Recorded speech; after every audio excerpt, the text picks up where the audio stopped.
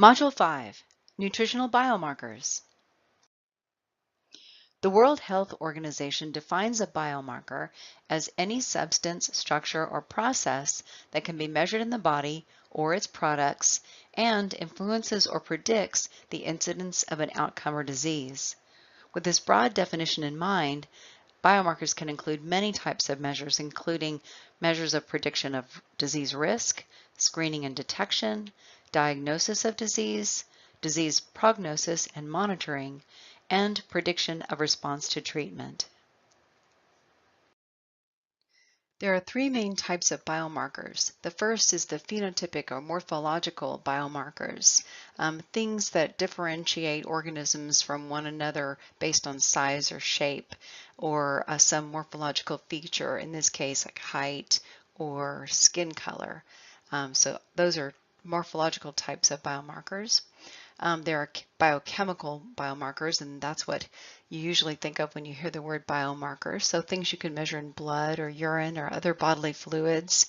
On the bottom there is a mass spectrometry array of probably metabolites, but could be proteins. So all of those would be considered biochemical biomarkers. And then there are the genetic biomarkers, things like chromosomal aberrations, copy number variation, insertion deletions, and SNPs.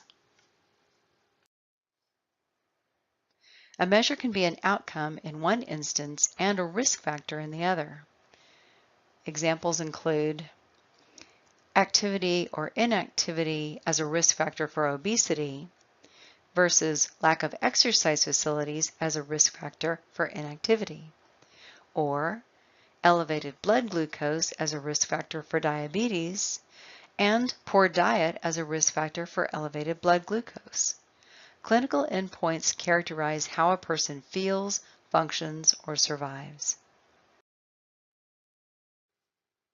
In terms of biomarker efficacy, an efficacious biomarker should enable more precise diagnoses, should identify more effective individualized treatments, should enhance disease prediction, should identify the most appropriate preventive measures, and should help clinicians to avoid unnecessary treatments.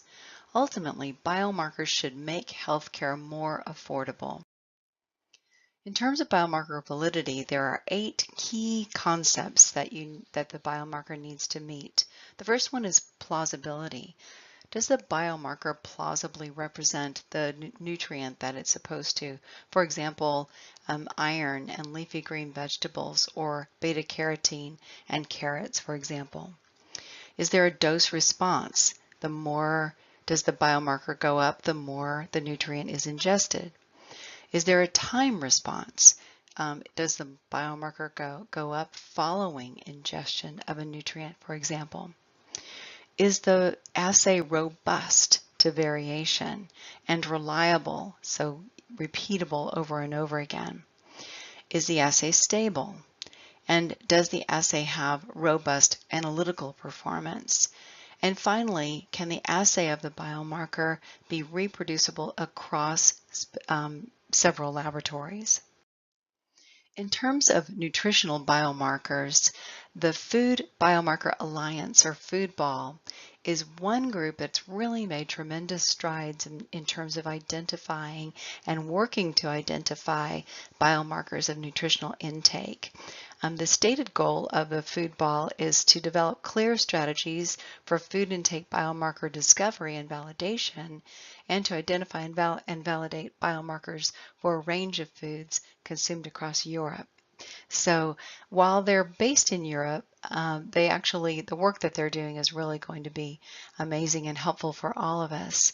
And what they're basically doing is taking the metabolome, the endogenous metabolome, and putting it in the context of the food metabolome. So what specific metabolites change and that are specifically associated with nutrient intake.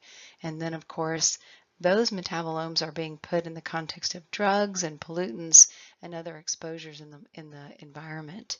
The FoodBall has also already developed some excellent databases for food metabolites. One is the FoodDB, PhytoHub, Food Comex and the Exposome Explorer.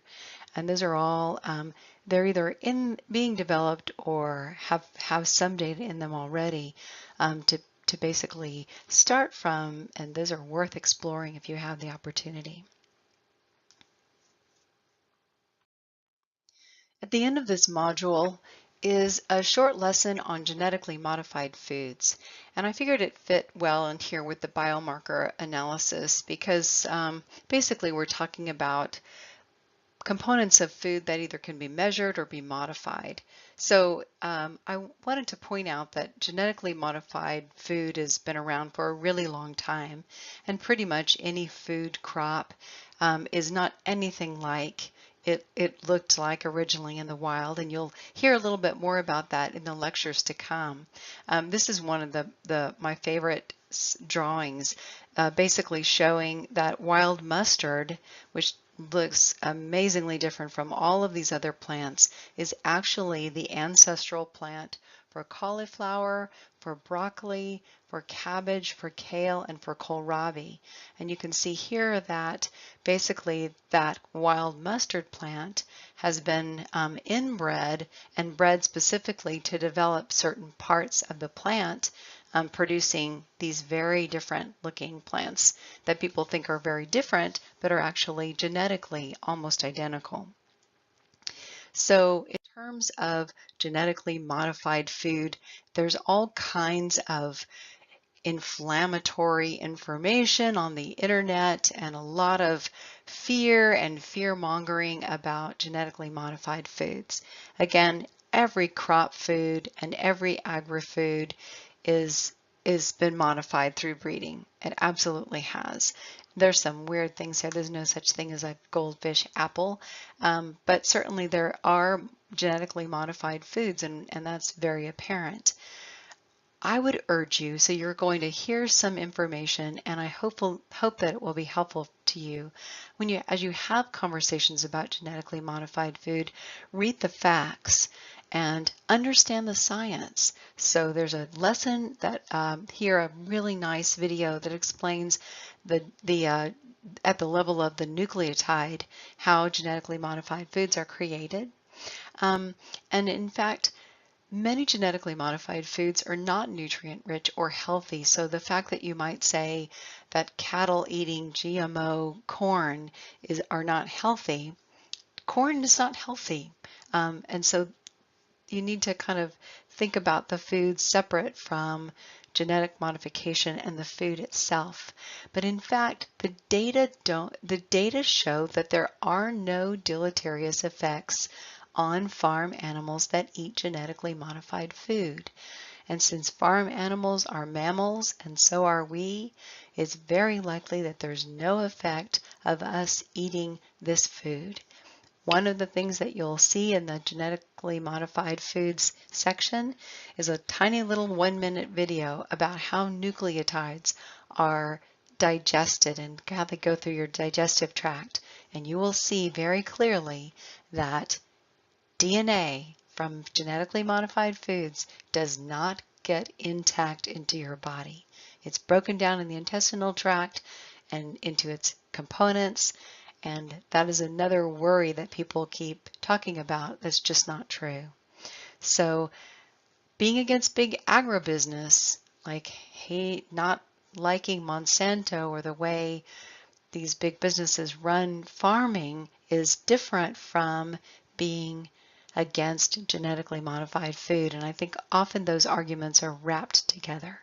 So a lesson is here for you to kind of think through, and hopefully you'll find it interesting and valuable as you go forward in talking about genetically modified foods with your family and your clients and your friends.